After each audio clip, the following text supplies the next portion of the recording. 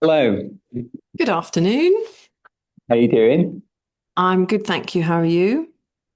Very well, very well. Been a while. It has been a while actually. We had a run of loads of podcasts, and Yeah, now we've yeah. had a break. I'm Um, ready to dive in. well, I was editing Sophie's podcast yesterday, which is going out tomorrow night. And that was actually 2 weeks ago, and we were in the thick of the Backyard Ultra, talking about Sarah, how she was doing. It was 2 days in, and it's really funny now to look back. I know Um, it was so exciting. Running's really boring at the moment now. There's like nothing happening. no, there isn't. Well, I mean, there is. I'm sure There globally is, there is. yeah. But it's certainly, I think we had such Well, a no, to run be of. fair, yeah. Hmm? I'm following Hannah Cox Project Salt Run, where she's doing 100 marathons in 100 days across India Okay, yes, I knew of that. Yeah. on the Oh old gosh, how customs line. Yeah, how far along is she there? I think they're on day 11 now. Okay. Yeah, I'm in the Yeah. WhatsApp group. It's very exciting. You're in the WhatsApp group. I am. Oh, now he's dropping names, isn't he? Well, no, Well, it's a community one that you can join to just show support. oh, okay. Oh, I Yeah. thought you were like in the you were you were in some sort of organizers uh No. WhatsApp group. But hi, Colin. How are Welcome we? to the podcast. Thank you so much for joining us. No problem. Um, so I've just been hearing that are you busy at the moment? Is this a busy time of year for you? It is a busy time, yeah. I'm in back-to-back meetings all day, and we've had 3 days in the lakes on 13 Valleys meetings with a variety of stakeholders and staff and volunteers. It's been great. That's interesting, isn't it? Because I think a lot of people just don't realize how much work is involved. Um, I mean, what are you talking about now? Essentially 10 months ahead of the race. I think it's less 10 months ahead and 2 months, more 2 months after. Um, Okay. in kind of events like for me, the sooner you can get together and catch up with people post event, it's like that moment is still vivid, that memory is still vivid, that emotion is still vivid, and you can kind of glean the most important debrief and notes from last year's event that you can take into next year's event, which ultimately is the most important planning phase, really. The closer you are to the previous event, the more valid Mm. and impactful changes you can make for the next year. Makes Yeah. sense. Yes. Yes. It's yeah, keeping it all fresh in the mind, isn't it? Exactly, exactly. Yeah, all Were those there any? important notes about the route, or maybe things that didn't work or did work. And yeah, there's I run a couple of much smaller races, so I know how little WhatsApp groups and stuff. You're like, oh, we must do this next year, and then so I imagine actually having a meeting afterwards to go through those would be more productive than just trying to cycle back through to the previous year on WhatsApp until I find Trying what to we said. find your conversation. Yeah. Yeah. Yeah, I think the problem we've got so many means of communication these days, haven't we, with Facebook groups and WhatsApp groups and emails and where things. It's like I'm sure someone sent me a picture of this, or I'm sure someone sent me a note. So yeah, trying to get that out of people's heads because I'm the worst for thinking. Of course, I won't forget this thought that I have right now, or this moment Mm. that's gonna, that it'll be there at the front of my mind forevermore. And then 3 weeks later, it gets a bit hazier, and then 6 months later, someone says something. You go, "Oh yeah, we were going to do that." So. And I think a big part of events is fronting up and owning where things haven't gone well. Like it's great when people say nice things. It's great when people say didn't that go well, but then you've got to keep digging to find out what didn't go well because there's always stuff that can be better, especially Mm. Valley's is only an infant in events terms. So there's loads that we can still do with it, um, which is really exciting. So, Mm. that if you look at the constructive feedback, shall we say, as exciting and an opportunity, then it's less depressing than looking at it as cutting criticism that sometimes it might come across as. But yeah, it's look every bit of criticism or constructive feedback is valid, because that's how someone interpreted it, it's how someone felt it.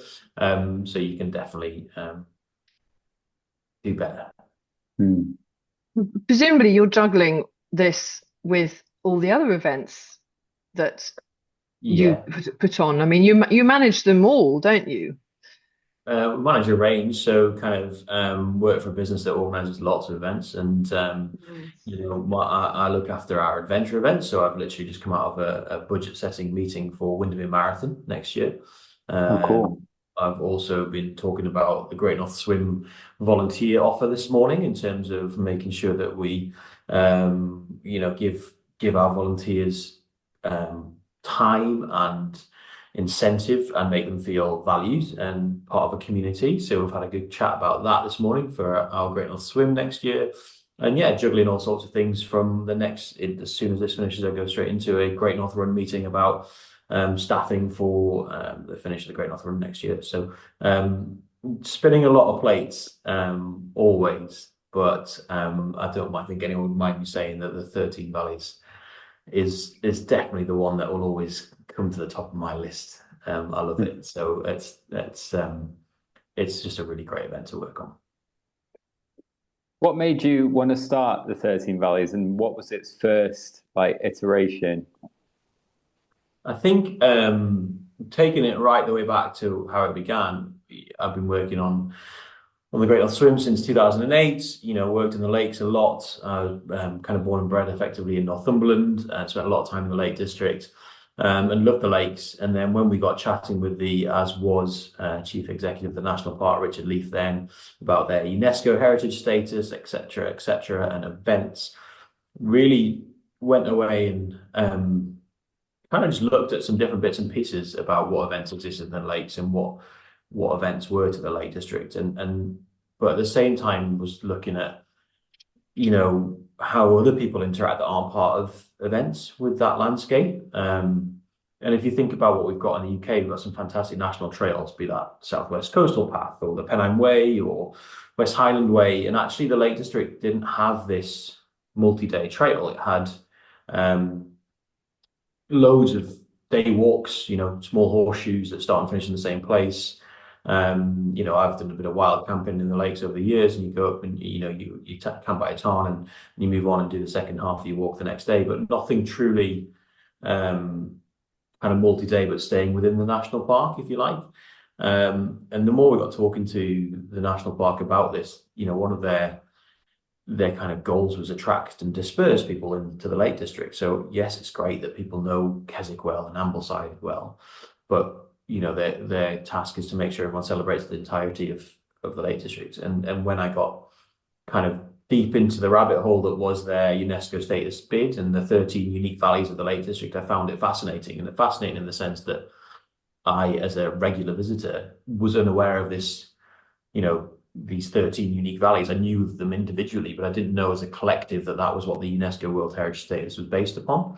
So trying to cut a long story short, literally got a hold of OS maps and a pencil and drew a route that connected them all, and said, sat down with the team at the national park and said, well, look, there's an opportunity here for you to have a fantastic year-round walking route that celebrates this UNESCO status, that shows off these unique and incredible valleys, that attracts and disperses people throughout the Lake District throughout the year. And then once a year, we would love to celebrate that trail by putting an event on. And it seemed to work for both the national park's kind of goals, strategic goals, and for what we love doing, which is fantastic events. So it kind of just boiled down to that, really. And it seemed to make sense, and sometimes simple things seem to make sense, as you start to talk about them. And thankfully they were as enthusiastic about the year-round trail as we were about the year-round trail and the run, and that's where we started. That was in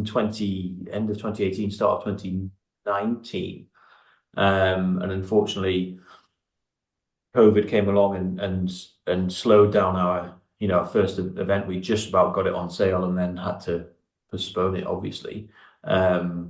It gave us some more time to plan it and do some due diligence and understand what it was. And I think actually that was great. It gave, and we believed in it so much that even, 2 or 3 years later, we thought this is definitely worth us doing, even though the climate was, a bit harder in terms of, events have taken a pretty significant impact. But yeah, so we brought it back after COVID, and I guess now we're 3 years old and on the journey.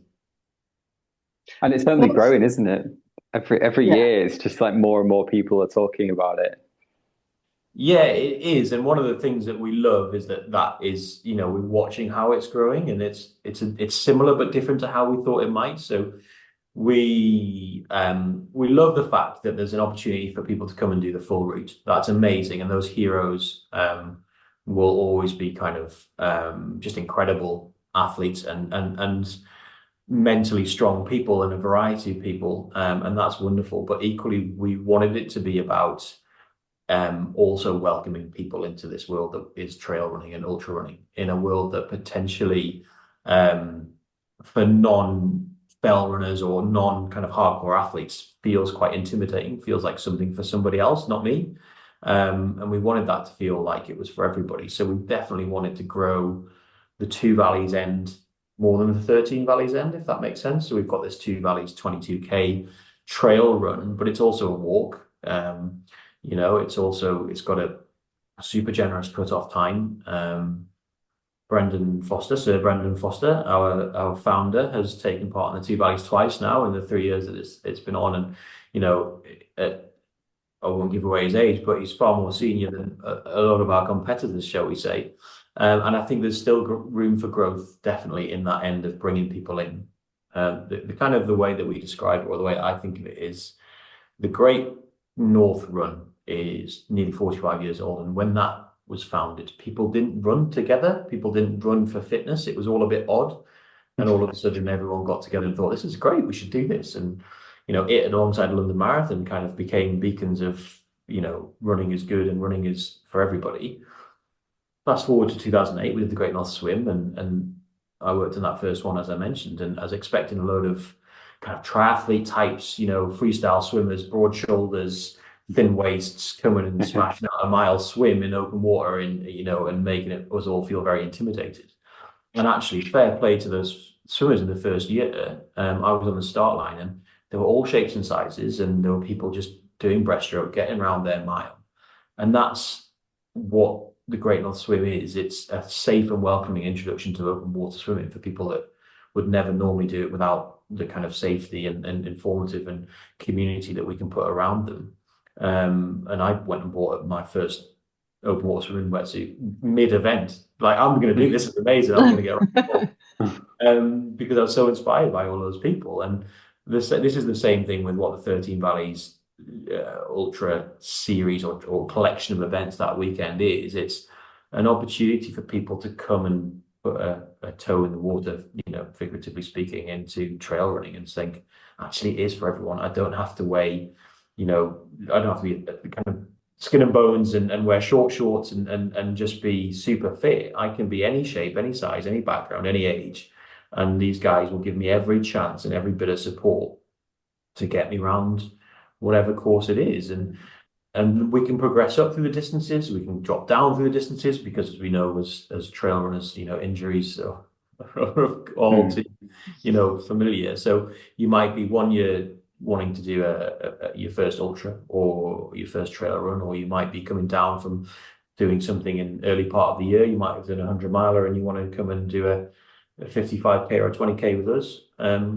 It's great. And if we can give people that taste, and then they go on to do more events of ours or more of the fantastic events in the Lake District or further afield, then that's great. We just want people to come and enjoy it, because I think you guys know that it's so good. Doesn't matter whether you're fast, it doesn't matter whether you're at the front of the pack, but just getting out during the training when you otherwise wouldn't is so good for you physically, but also mentally as well. 100%. Yeah, no, definitely. What's the difference between organising something like the Great North Run, whose numbers must be so much bigger, yet the 13 Valleys, which I'm guessing, well, maybe I'm wrong, is logistically harder or just different? I mean, different. Yeah, you're absolutely right. They're monsters, both of them, but both Yeah. in very different ways. The Great Northern is a 13.1 mile A to B with 60,000 entrants. And it is the way that you describe that as you turn on a tap at one end and the water flows down the course to the other, and you've got to make sure there's no leaks in between times, and everybody's kept safe and everyone's kept well, and has a great time, obviously. But you can't interact with those people as individuals. Mm. It's these are a collection of people that are going to come, they're going to take part, and they're going to go away, and you've got to manage that flow and that safety, make it as good as it can be. And that is very complex, of course it is. But Mm. the other events, so the adventure events that we do, the Great North Swim, the Windermere Marathon, 13 Valleys, you get that personal connection with the entrants, and you get to chat to them, and you can pick their brains, and they can give you feedback in the moment, and you're not quite on their journey with them, but you feel like it, because you might speak to them at a feed station or at the start or the finish, and you really understand who they are and what their motivations are. And as an organizer, that's so rewarding to understand what it means to people. And then on top of that, the numbers are a fraction, of course they are, but the geography is it's unbelievable. When someone says, we need another 6 bottles of Coke at the second feed station because they're running low, and you look at someone and think, well, it's an hour and a half drive, so off you go. You better get going now. It's crazy, and I think for that reason, there's whilst I wear both of those hats, there's very few people that work across both of those events because of it's just such a different headspace, to such a different mindset. We're not ashamed to stand on the shoulders of a load of fantastic people in the Lake District that know these kind of events inside out, be that Joe Falconer from Nav4, be that Matt Lavoie from Lakeland Mountain Guides and a variety of other hats he wears, be that James Thurlow and his open tracking team. We make no bones about the fact that where we aren't the strongest people in the room, we'll make sure that someone is. So we'll lean on those people to be the experts and guide us. And I think it's about not being, dare I say, arrogant to think that we can just walk into that landscape and that style of event and deliver it when that's not our history. We can bring the passion and the energy and the commitment, but sometimes you've got to know where you need to invite some other people into the room. Before we, I suppose, because we'll probably go into more detail on 13 Valleys than anything else. The Great North Swim, where is that and how far is it? So that is in Windermere. It's Brockhall on Windermere, which is the Lake District Visitor Centre. And it started off as a 1 mile swim. You do a 1 mile lap, and that was the only option. Now it's evolved. There's a whole variety of distances over 3 different days in June. I think it's the 14th, 15th. It might be anyway. 3 different days in June, around the weekend of the 14th. And you can swim 250 meters if you're from 8 years old, all the way to half mile, 1 mile, and we've got a 5K and a 10K. So the idea is a lot like the 13 Valleys program. There's distances for everybody, and it's a great event. I urge everybody that hasn't taken part or thought about taking part to come and give it a look, because it's really fantastic community. You're in Windermere, the views are beautiful, and yeah, you might be swimming a half mile or a mile, but you're in your wetsuit, you've got great buoyancy. Every 15, 30 meters there is a kayaker there who's just there to support you. The swimmers going round, and you're going every half hour in batches of around 200 to 300 swimmers. So it's busy but not too busy. There's a ginormous lake to share. And there's no intensity to it, in the sense of if you need to adjust your goggles or get your breath or pretend you're adjusting your goggles whilst you're really having a little minor panic about the fact you're in the middle of a lake, you can just lean out. The kayakers there, you put your hand on them, they're not desperate to pull you out of the water in one of our safety boats. Of course, that's all there if we need it. But if you just want to take a minute, and then gather yourself and get around and say, look, I'm going to get to the next buoy, which is in 100 meters time. They'll help you do that, and then you can review. And if it's not your day, you come out, you get safely lifted into one of our many boats. We bring you back to shore. Fantastic that you've given it a go, but equally, so many people get around, and like I say, backgrounds, ages, everybody can achieve. The water is a real leveler, for want of a better phrase. You cannot stand in that start area and work out who's going to fly off and who's going to struggle to get around. And if some people might take a couple of hours to do a mile, that's absolutely fine. And equally, somebody might whip around in 20 minutes. We make a point of, we acknowledge that 20 minutes is amazing, but we don't have leaderboards at the swim. It's very much about your own personal challenge and your own personal achievement. And if 250 meters swim in open water is your first ever time in open water, and you've got to adulthood without being a real comfortable swimmer, then that achievement's sometimes way bigger than doing 10K if you're a hardcore Ironman triathlete. Yeah, I'm not sure how I would. I next to never swam in open water, so not being able to put my feet down would be, I can imagine being pretty scary actually. So maybe I should do one of these at some point, just to tick it off the list. Mediterranean, maybe, not the UK. It's amazing. I think, genuinely, if you go out there by yourself tomorrow will be a cold day, I imagine, right? But if you go out for an open water swim in the lakes by yourself, then I'd like to think everyone else's brain is similar to mine, that, you're in there by yourself and you start perhaps thinking, oh, what else is in here? And what happens if you get tired and all the rest of it? But all of those thoughts disappear when you're doing it as part of an event, and there's music and sound and there's people and, community. It is really amazing. You can tell I love it. Yeah. And I think, the people that come back year on year do as well. I would be so scared. Sorry, just last thing on the swim part. You must need a lot of eyes on people in events like that to make sure that no one goes under and you don't notice, with that number of people in the water. What's the ratio like with boats to people? There's some guidelines, obviously, that are out there. All events have safety guidelines to work towards, but it's safe to say that we have more than double the amount of people in the water keeping an eye on our swimmers than we need to.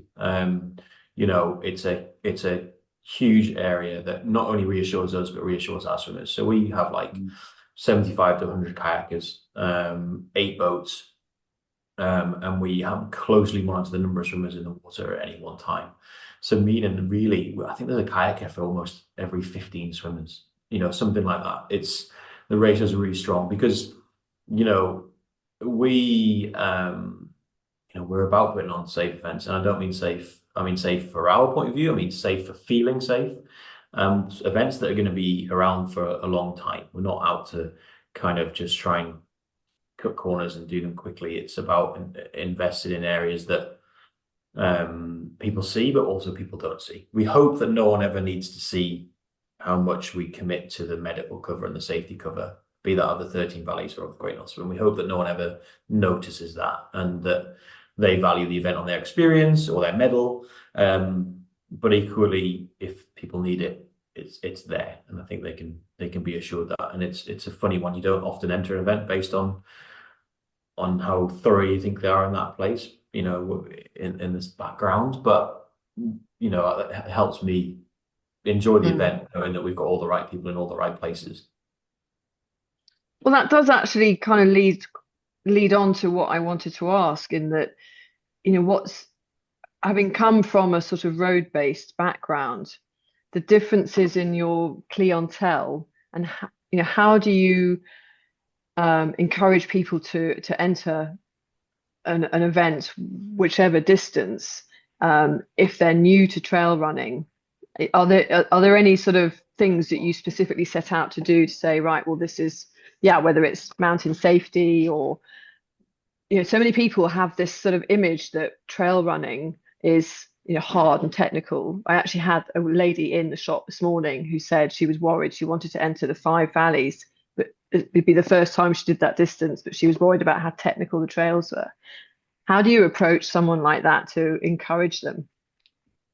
I think what we've set out to do is we've tried to take out away some of the things that are most commonly the fear factor. So the Five Valleys is a 55k ultra, and we have a significant proportion of people that's their first ever ultra, and a significant proportion of well that's their first ever trail run. So we've tried to pick, whilst the routes are kind of the routes, because we go back to that year-round trail bit, we waymark the Five Valleys and the Two Valleys very deliberately, very well, so that people can, there's some reassurance there in terms of, well, navigation, don't need to worry too much. And we can come back to navigation in a minute about that. And then it's about, we have a minimum kit list, very specifically minimum, not mandatory. So i.e., you have to have all that stuff, but that's just the starting point. You can carry way more, and we recommend you do, because you know how long you'll be out there, and you know whether you get cold or not. And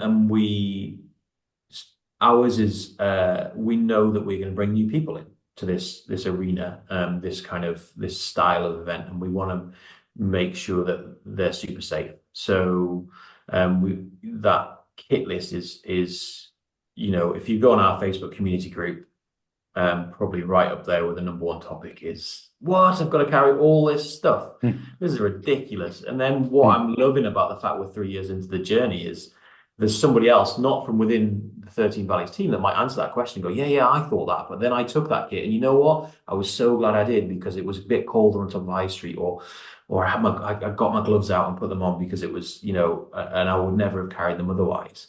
And there's a bit of realizing that, you may be able to get around. You might be absolutely fine. And if you're a regular runner, this might feel over the top, but this is who we are, and this is what we think you need to take. And you do need to take it in the interest of safety and in the interest of fairness. The ethos of it is that just because you don't necessarily think you'll need it, you should carry it the same as everyone else should carry it. So then it's a level playing field. But going back to your question, we have recce's and groups that people can join during the year. There was recce's with the Lakeland Mountain Guides team last year, where they can go on our community group on the Facebook page, where, as we talk about, there's loads of advice from other runners who've been in that exact same place. So vicariously they can talk to someone who said, yeah, I thought it wasn't for me either. And then they can come, they can come and have a go at that Two Valleys route, which is, the first 8k is on the Keswick to Thurgold trail. That's effectively a tarmac trail, before they do about 14k or so on the kind of more, they're not technical trails, but more classic, what you think of, what you imagine as trails. And that's a really good opportunity for you to get your first experience, and then take it from there. And I think it's about coming and realizing that is possible. And you can walk every step, that's fine. And you can have a cup of tea at the feed station and some sweets and a Freddo. And I think it's just about building that confidence in people that they aren't alone. They aren't the person. They think they're going to be the only person in that situation, and actually, that's the people we want to come. And the more, the merrier. What is the cutoff for? Well, I suppose they've all got different cutoffs, don't they? But for maybe like the 50. What about the 55? Do you know that offhand?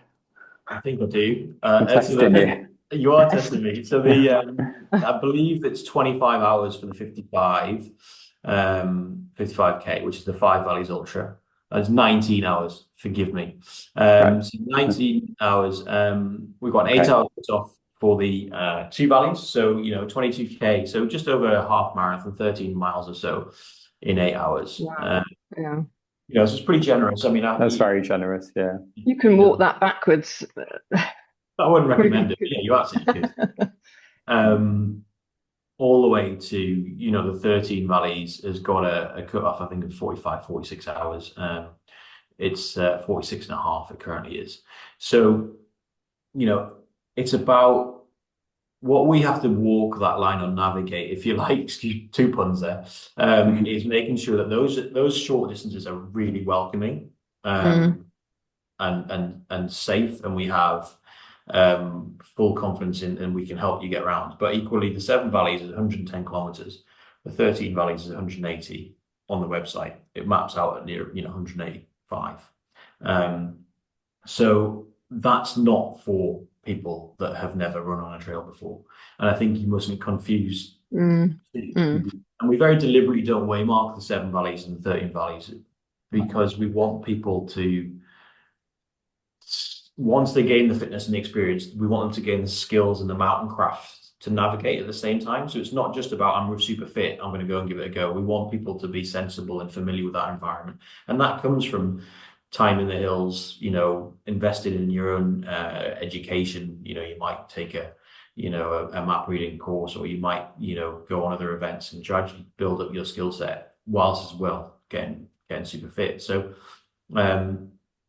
that's the kind of balance that we've got to make between the 4 distances as they stand, is welcoming and encouraging, but not letting people naively step into an environment that's going to come to any harm for them.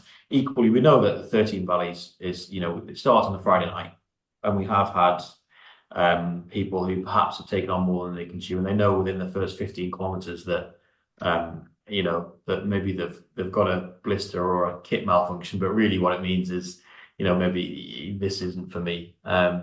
We had one tracker, I'd love them to get in touch with me actually, who in the first, I think it was the first year, it might have been the second year of the event, the kind of start sounded and everyone set off, and we watched this tracker go from the start line straight back to the car park into its. So I felt a bit broken-hearted for whoever it was that had got themselves so far as to register to go through kit check and get there. But fair play, we all, sometimes it's not your day, and whether they were nursing an injury or weren't well or whatever it was, I'd rather they did it there than Yes. But that's funny though that they still went through the kit check and the whole process and towed the line. Maybe they just wanted to cross that start line. Maybe you got the picture, but it was a bit heartbreaking. Like I say, I never actually met who it was, but funny. It is. It's not. We had a runner complete the 13 Valleys this year, and a lady called Sally, who was our final finisher, and she was due to miss the penultimate cutoff by a significant way. Over an hour and a half at one stage. And we were having meetings within our event control and our kind of safety teams talking about, well, are we going to have to cut this lady off after 170 kilometers? And, ultimately everyone's looking at me as to how strict I'm going to be on these. We're early in our journey. We're establishing how strict we want to be, how fair we want to be versus inclusive we want to be. And I was really feeling the weight of thinking I'm going to have to cut this lady because she's not going to miss it by a few minutes. That's and hard. I don't know how, but we watched this dot pick up pace, and all of a sudden, within about 5 or 10 kilometers, her pace had totally changed, and she got through the final checkpoint, and then she got round, and we were all delighted. And she sent the most beautiful email afterwards, which I'm not ashamed to say had me shed a few tears, because she talked about how she's not a natural athlete and she was just really delighted to get around, and she didn't have any self-confidence, and she hopes she's made her kids proud. And it felt to me like this was the person I'd built the event for with the team. It's not I, but this in my mind's eye was who we wanted to achieve. We wanted people to think that if I come and I attempt and I train and I then you'll do everything you can to get me around. And the fact she did was just wonderful. And I think long may people come and join us, and we'll give them every chance. It's not for everybody. I couldn't do the 180k, but everybody should believe that if they want to do it, we will do our best to help them. That's interesting. Your numbers, because you work with the Lake District National Park. How do you envisage the event growing when the capacity of the trails themselves are kind of fairly limited, aren't they? They are absolutely, and I think that is the question, isn't it? Really, at the moment, we've grown in the last couple of years significantly, as you know, the event kind of the first one was kind of proof of concept and how's it going to work, and then noise gets out and people want to join us, which is amazing. But we spend a lot of time and effort building an event, and we don't want it to be ruined quickly by throwing way too many people onto the trails and everyone having a bad day out. So we have to be careful going forward now. We do environmental risk assessments on certain sections of the course. We have runners out there with cameras trying to look at the flow of runners through certain areas, how that works, how many more people it would take before that became unpleasant, unmanageable, or damaging to the environment. So and a variety of options we've got. So the first thing we're doing next year, the first change that we've made, significant change since we started the event, is the Two Valleys 22K is moving to the Sunday. So that's been traditionally a Saturday event, with all our events except 13 Valleys starting on Saturday, 13 Friday. So by Saturday lunchtime, you've got every one of our competitors, as it was this year, around about 2,500 entries, all out there on Saturday sharing trails. So now we're moving the Two Valleys, which is around about 1,000 of those participants, to the Sunday. That means we're instantly almost half in the number of people on the trails on the Saturday, spreading the weekend out, but keeping the energy levels up. We didn't want to do that straight away in year one and then have everyone feel super lonely. But now that means on Sunday, when our longer distance 13 Valleys runners are coming in, towards the back end of 45-6 hours out by themselves, they'll actually be sharing those trails with people with hopefully loads of energy, loads of encouragement, and I'd like to think that'll be a positive for them. We'll find out how the participants feel, but that's one of the things we're doing. And what we'll have to just do is keep monitoring and do things in small increments, because, as I say, you can very quickly ruin something, and we need to be really careful. So the 5 Valleys 55K was the one that we thought would be kind of where people progress from, that would enter at the Two Valleys, but actually everyone's thinks the 5 Valleys seems to be the sweet spot. Everyone wants to enter that straight away. I think it's great. That's fantastic that they want to do that. But we're going to have to cap that one pretty well. It is capped, and that one sells out first. But I think what are the numbers on that? Sorry. So that's the most will be 1,250 people can enter that. Okay. Wow. That is crazy, isn't it? That's so many people. Yeah, it's a lot. Yeah. We had 1,000 this year in that event. Wow. And what about the 7? What are the numbers on the 7 Valleys? So the 7 Valleys are about 450 people, and the 13 is about 300 people last year. So there is space in the long distances. So as people progress, there is you can think about how much that 13 Valleys, how much that 7 Valleys spreads out over the period of time that the people are out there. So there is capacity in those events for those to grow a little bit more. Whereas the 5 Valleys, we can't just chuck loads, an indefinite number of people out onto the trails and expect them all to have a great day and a great experience. So, and again, as the event grows, that's always going to be the one I think that seems to be most popular, and always going to be the one that sells out first. And we'll just that one I can't. I love the idea of the Two Valleys being on the Sunday. It reminds me of when I did the Lakeland 50, and we caught up with the Lakeland 100 people, and certainly as a so new to the trails, new to trail running, passing the Walking Dead. I mean, they really were. But it was awe-inspiring. They were just in another league. We passed them in hushed voices, going, "Oh my God, that was 100-mile runner." But they're the inspiring ones, and I think that they might be the grumpy ones as well, but I think they'll almost have a greater impact on those shorter runners, because they'll just be like, "Wow." Yeah, I mean, I couldn't agree more. I'm not a natural trail and ultra runner. Lakeland 50 was my kind of first significant, what I would call significant. Some people might not, but certainly to me it was. And I did the exact same as you. Passed those blue numbers or kind of kept up with them just about in certain cases, and just chat with them and, chat. I remember vividly conversations where people were like, oh, I'm having a bad day. I'm like, you're having an amazing day. Like like I've got 25 miles to go. That's 50% of my journey. You're 75% through. You're nearly there. And they were amazing. And like you say, they hopefully inspire those people on the short distances, and hopefully the people on the short distances give some energy back. I think that would be really good. It will really change the dynamic of the whole weekend. It will. And I think, like I said in the conversation, the event is in its infancy, and it will change and it will evolve. This is the fourth staging, or it will be in next year, in 10 months' time, as you say. And we'll have, I think, a handful, it might be 6, it might be 8 people who are going to toe the start line for their 4th unique distance completion, if that makes sense. So they've done 3 distances already. One. So we need to make sure that we're ready on the finish line with something special to give to those guys. I was going to say, do they get a special T-shirt or something? No, they're going to get a special something. We haven't quite, we've got some thoughts, but I think we need to be, like you say, it's down to us to make sure we mark that as that achievement as something special, and we'll, between now and then we'll have come up with what that's going to be. But that's great. Like the fact that those people have joined us on this journey, so to speak, and the feedback they can give us. We speak to lots of our runners. We love feedback. And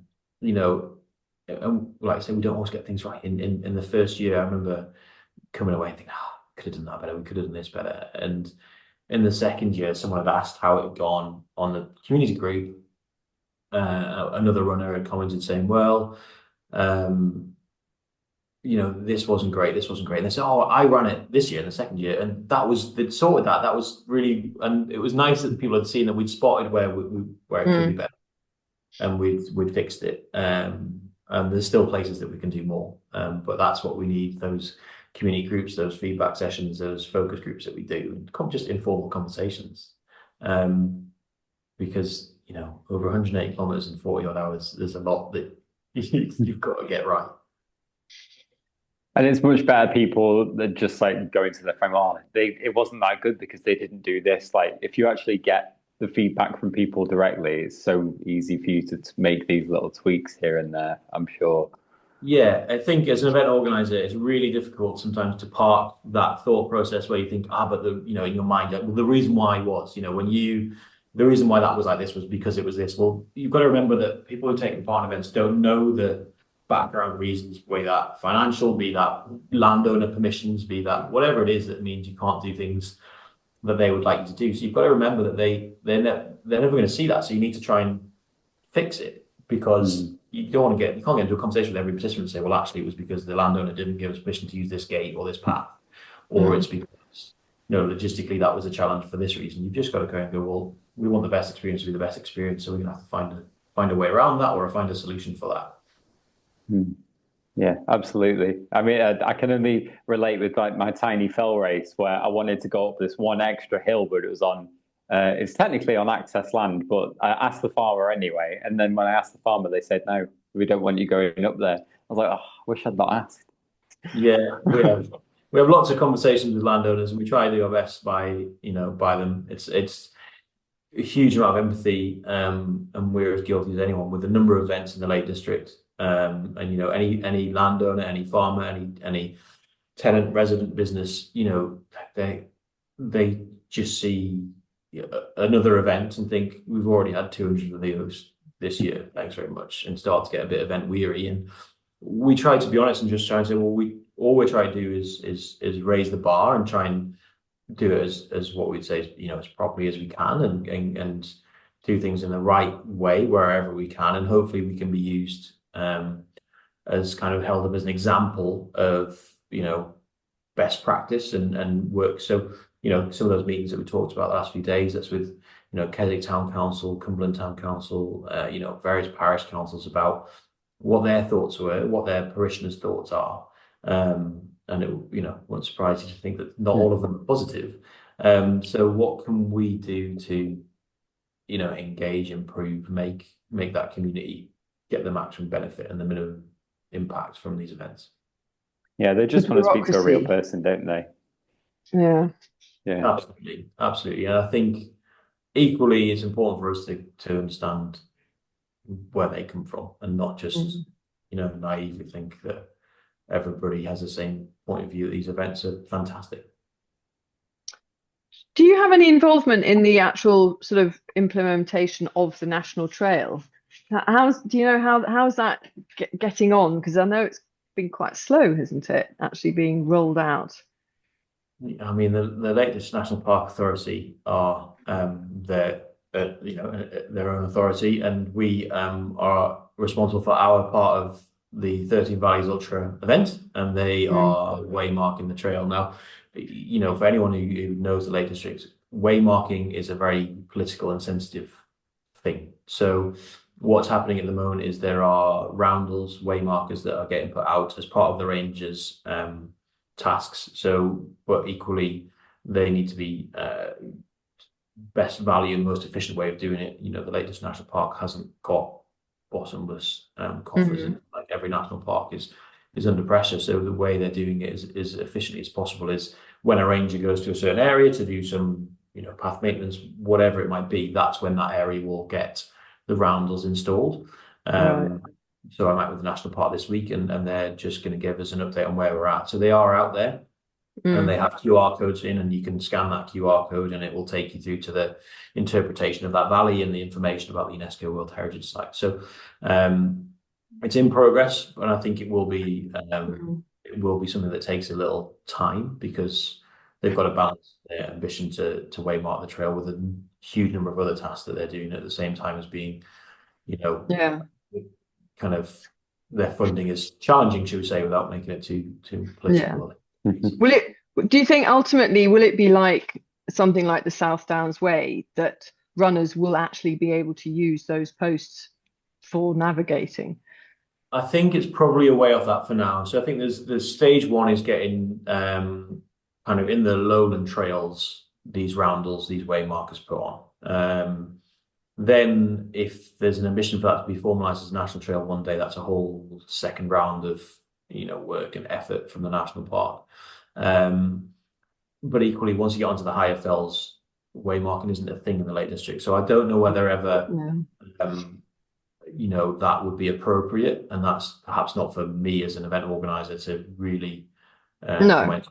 I think there's other ways of that trail being in existence, if you like. So it exists in a physical OS map that you can go by. It exists in an online OS map that you can download, and you can use that to navigate.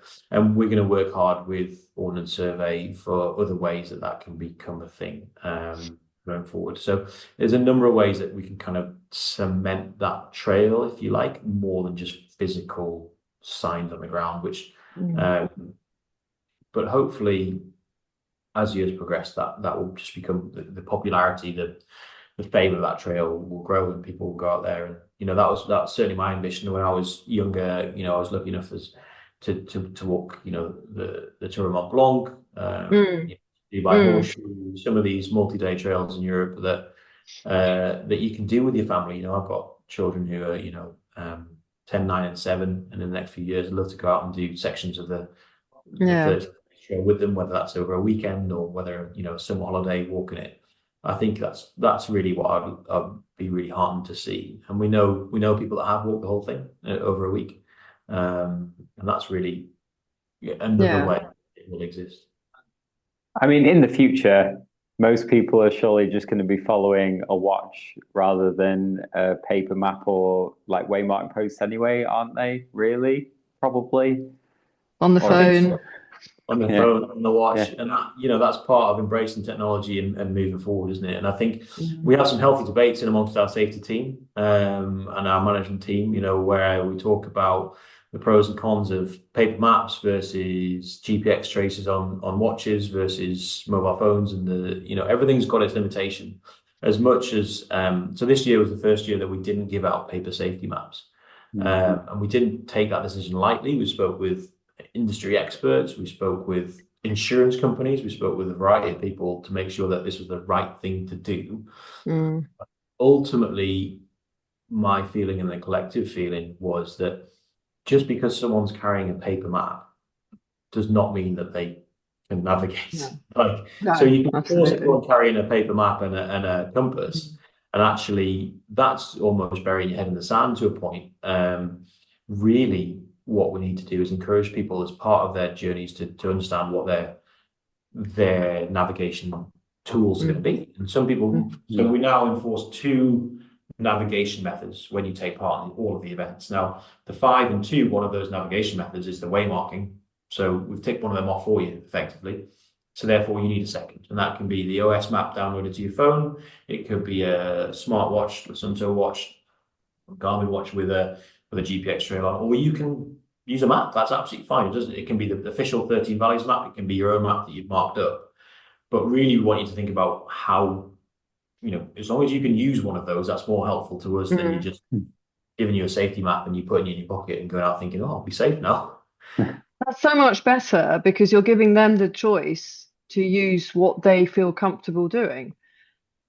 And I think we're raising that point with them at the point of entry so that they have, a significant amount of time to start thinking about what they're going to need to do. Now, we know that there's on those trails, we talked about the 5 valleys and the number of people. There's often going to be people with you, but really the onus is on you to make sure that as well as those waymarkers, you have another method. And those methods are getting more and more useful as, the technology is improving and the OS maps are one of our partners. But that, the OS map technology is superb. It's outstanding. Some of the desktop 3D kind of projections that you can do from your mobile phone that show you the route and the scale of the event. The fly-throughs. Exactly, yeah. So and that's only going to improve. So I think that's the onus is on event organizers to kind of make sure that we move with that as we go through. Yeah. Are you going to put on any more events, trail events? We have currently a series of 4 urban trails. Beyond Trails is a series of events happens in Bristol, London, Newcastle, and Manchester. So they're single day 25k and 55k events that happen throughout the year. But that's we don't have any particular plans for anything else at present. I think we've got plenty of work on our plates with what we've got. And I think how the 13 Valleys weekend evolves, who knows, in years to come. But I think ultimately there's plenty of work there to keep making sure that we keep the standard of that one as high as we can. Can we talk? I heard that the kit check stuff was very strict this year, to the point that people were almost dumbfounded, and comparisons to the spine, etc. What do you reckon to that? Yeah, you're absolutely right. If I had if I kept count of the number of hours and conversations I've had around kit lists in the last 3 years, it would be significant. But effectively, we've got to find that balance between keeping people safe and not making the kit list prohibitively expensive or technical that it's unattainable for people to enter. We know that in theory, running is a really inclusive sport, but once you start throwing a lot of technical kit at people and saying you've got to have all this stuff, it gets very expensive very quickly. We've talked flippantly about mobile phones, about watches. These things aren't cheap. Add in an insulated jacket and a hydration vest and all the rest of it, and before you know it, your eyes are watering at how much this commitment is that you're spending. So we've got to find that balance. And I referenced Joe Faulkner before. We have some pretty healthy conversations, Joe and I. And he's like, does people in Newcastle not have big coats? And I've seen the football on TV. They've got a shirt that usually they're swinging around their head. But I think it's that recognition of a joking aside of that people within trail running think that everybody owns all this gear, and really we try and we've modified our kit list to be as inclusive as possible. So, a mid layer can be a fleece. It can be, something, just has to be a thick mid layer. It can be something that everybody's got at home. Early on we had 2 insulated jackets if the cold weather was plan was invoked. We realize that's prohibitive, so we've kind of softened it a little bit, but we make no excuses for the fact that ultimately you can be as aware and inclusive of the cost as possible, but you've got to be safe. And that means waterproofs with tape seams. That means, for us, that means an insulated jacket, because everyone thinks they don't need one until they twist their ankle and they're sat on the side of a hill in the cold and the rain getting, and then it's like, oh yeah, I can see why. And it's so reassuring that people come back to us and say, you know what, I'm so glad you made me carry that. So it's going to continue to be a divisive topic, if you like. Yeah. It's going to continue to be one that we have to field and we get a hard time for, but we're not going to. Unfortunately, fortunately or unfortunately, depends on how you look at it. We're not going to change it. I mean, with 3 of the 4 races going up to 800 meters, it kind of speaks for itself, really, doesn't it? If you do injure yourself up there, you could get very cold and wet very fast, couldn't you? So yeah, and look, we hope that you never need this stuff. There's people that have told me they keep the tags on the insulated jacket and they take it back when they've never worn it. Well, that's absolutely fine. Do you know what I mean? I did hear that. Yeah. If it's in your bag, I don't mind if it's got tags on or not. As long as you've got it and you're carrying it around, that's for you to pick up with whichever retailer it is that you're going to try and take it back to on the Monday morning. But look, our kit check is strict. It's thorough. We do check, and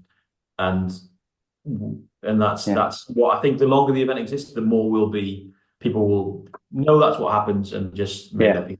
Exactly. I think it adds to the event in a way.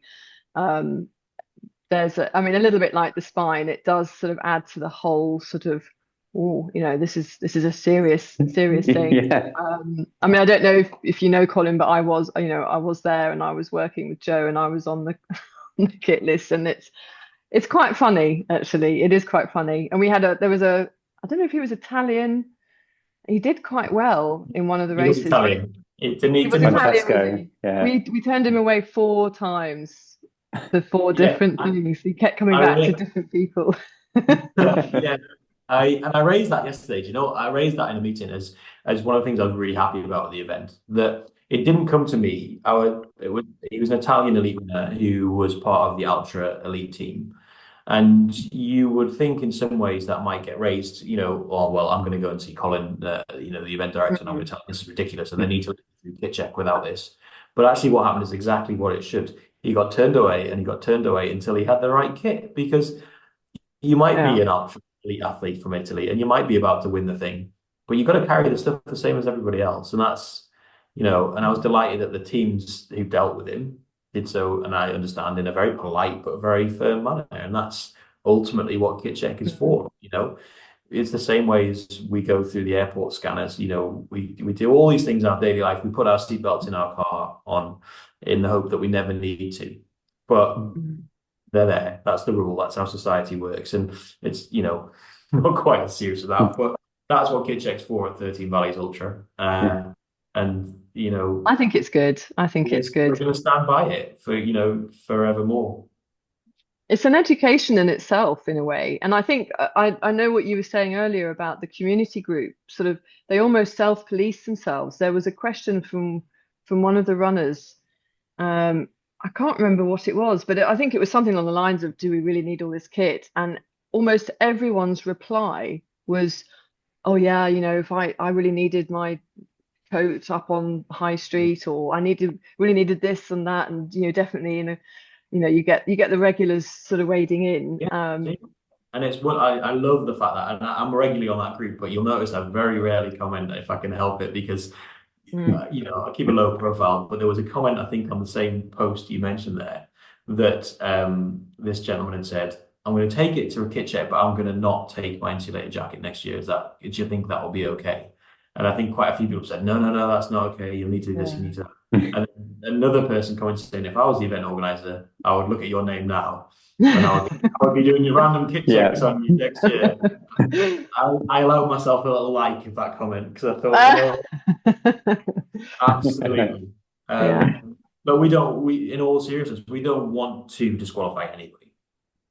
But there's two things that we're pretty strict on. One is carrying the kit, and that means we have in the past had to pull people off the hill.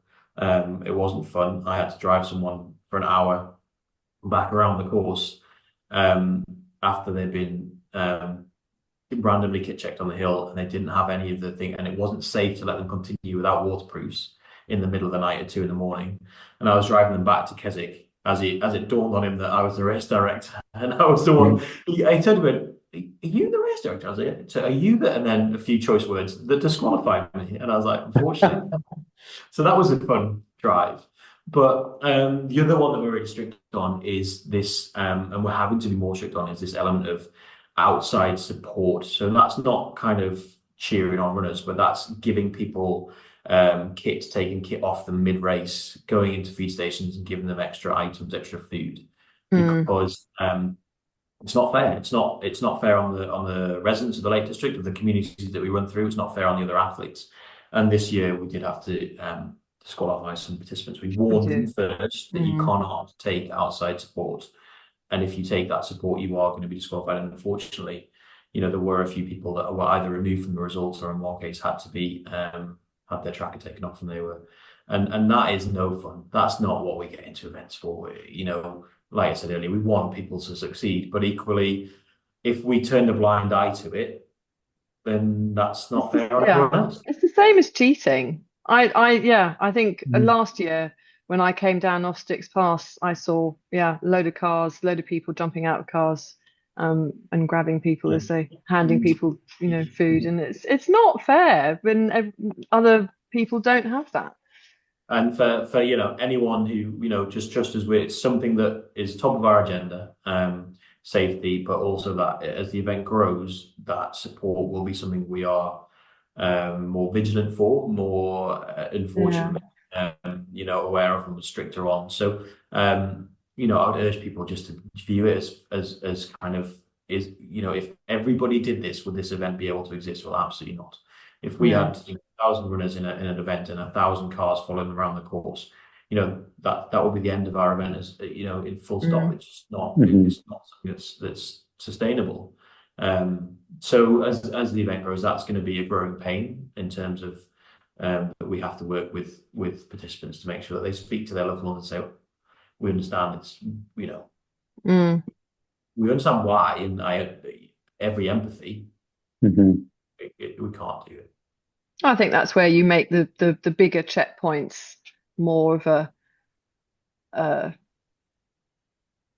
what's the word I'm looking for? Somewhere where they can go and wait, and they're almost a thing in themselves, aren't they? Exactly. Supporter hubs are something that's on our agenda, so I can't speak too much. But somewhere where we can actively encourage support, because we know that people are there to do it, and we can't just pretend, bury our head in the sand and say it's not going to happen. So we need to channel it and give that parameters for what that looks like, and then we can be really as fair as we can to everyone and say these are the places where that's not appropriate, this is what's not appropriate, and that's a big task for us, is to make sure that's communicated out and clear. Next year, I think communication is a real challenge in events, as I'm sure you guys know, in terms of people might read what they want to read. people they don't. won't read everything. So you can bang the drum, and we'll have to do it in a variety of ways and get that message out there. Absolutely. Any last question, Robin, before we wrap up?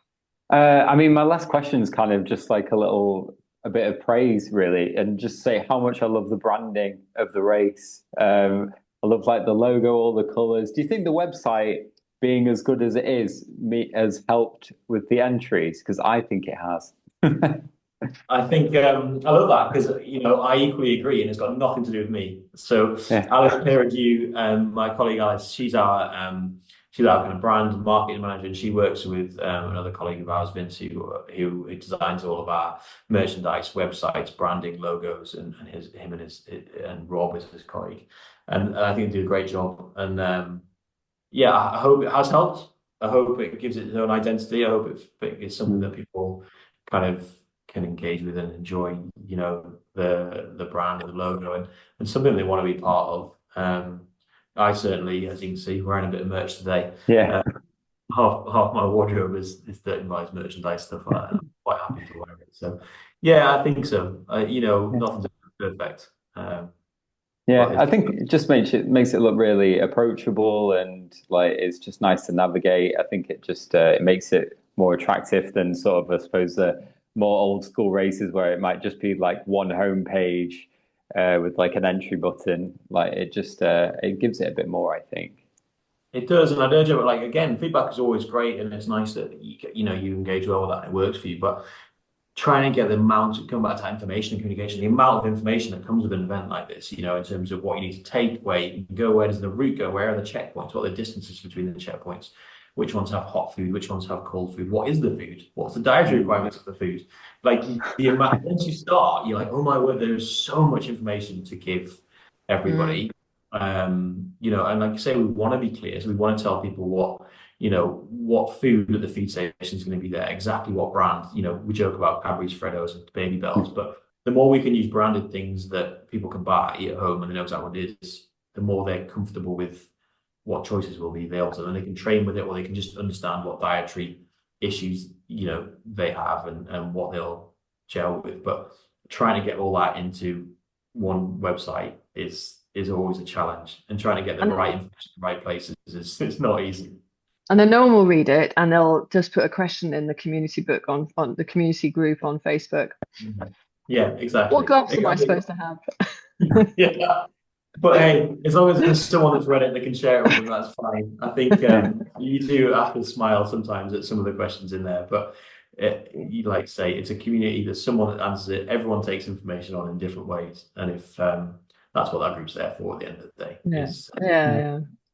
Brilliant. Well, thank you so much, Colin. Absolute pleasure. I'm very excited about the 2K moving to Sunday next year, actually. And I have every expectation of seeing you there on the mountain. Yeah, absolutely. I can't wait. It's a long time coming, but it will be here before you know it. So yeah, we're looking forward to it. We're looking forward to more of those conversations the next few months so we can make it even better next year. Thanks, guys. Brilliant. Awesome. Thank you, Colin. Thank you.